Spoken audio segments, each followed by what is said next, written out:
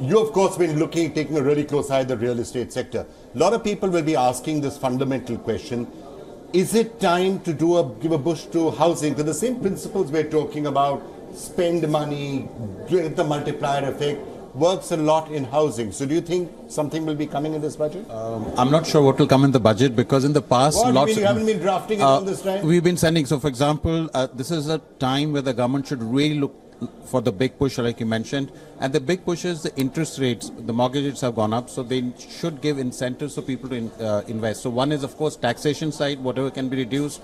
The other is, there's Pradhan Mantri Awas Yojana, which had planned for 2 crores housing. Interestingly, 70 lakhs of those housing have been constructed. 1.2 crores are under sanction. The government needs to expand that scheme forward. It's not been 100% successful in the sense that they have not been able to meet the timelines, but they still have done better than before. And also, there is long-term capital gains.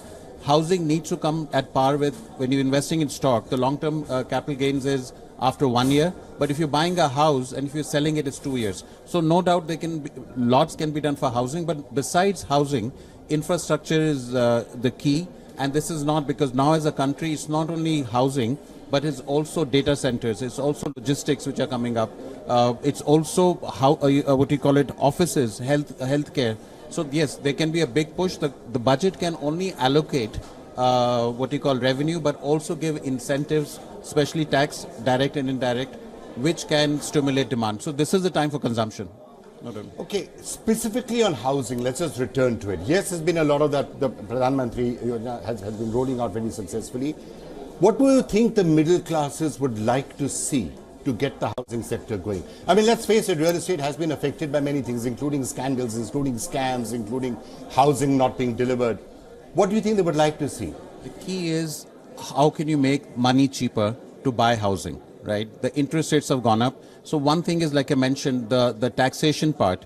There should be, not only for buying, but also for renting, there should be enough incentive on the taxation side for people to buy. Second is, if you'll be surprised to know that even now, with the prices going up, in the urban sectors, affordable housing is categorized as something which is for 45 lakh rupees. The prices have gone up, so they need to increase that and give priority lending to the housing sector. So the number one way to stimulate demand is always how to make it cheaper for people to borrow to buy housing. That's how it's been done globally. The mortgage rates were low, and that was one of the reasons why there's so much investment in housing. They've gone up, so the government has to think of, the budget has to think, how can they make it cheaper for people to, cheaper funding for people to buy. That's the biggest stimulation, and of course on the taxation side.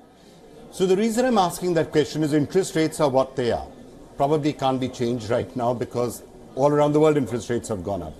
The reason I'm asking that question is there's a lot of expectations that today we are going to see a major adjustment around personal income taxation, moving to an exemption structure. Now, given that a lot of people have been buying houses, essentially also keeping that exemption in mind, do you think somehow a glide path will have to be maintained? How would you do it? Oh, absolutely. I mean, the thing is that you're absolutely right. Interest rates is beyond, has many other issues.